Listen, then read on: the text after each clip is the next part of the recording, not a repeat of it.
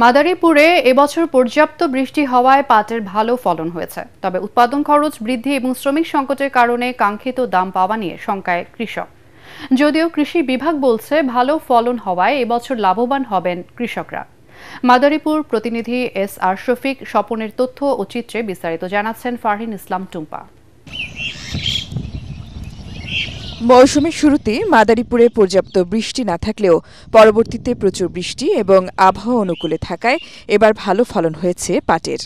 পাশাপাশি বর্ষা মৌসুমে বৃষ্টি হওয়ায় পাট জাগ দেওয়া নিয়ে বাড়তি সুবিধা পেয়েছেন কৃষকরা।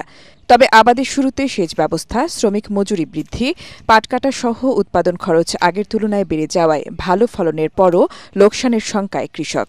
কৃষকে করে করতে আসি, খুব লোকসানের ফালাই আছি আমরা। এতে যে মূল্য আছে এখন, এই মূল্যতে আমাদের মানে আগামীতে পাট করার মতো এই লাইন থাকে না। বদলা খরচ দিয়া সব খরচ দিয়া পোষায় না। যদি সরকার একটু সহযোগিতা করে তাহলে এদের কৃষকের একটু পোষে। এ পর্যন্ত জেলায় 52 ভাগ পাট কাটা হয়েছে, যার গড় ফলন হেক্টর প্রতি 2.4 মেট্রিক টন। কৃষি বিভাগ জানায় স্থানীয় কিছু কৃষককে পাট বীজ ও সার দেওয়া হয়েছে।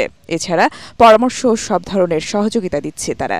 আমাদের উপজেলা কৃষি অফিস আছে, উপজেলা কৃষি অফিস, তাদের মাধ্যমে তাদেরকে সার্বিক বিষয়ে আমরা সহায়তা করে থাকি। এছাড়াও মাদারীপুর জেলায় এই বছরে আমরা 5,800 চাষিকে বিনামূল্যে প্রতি বিঘার জন্য আমরা বীজ, সার এটি আমরা সহায়তা করেছি।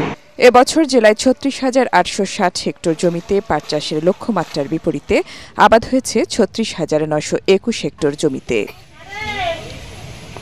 Bureau report, ATN Bangla.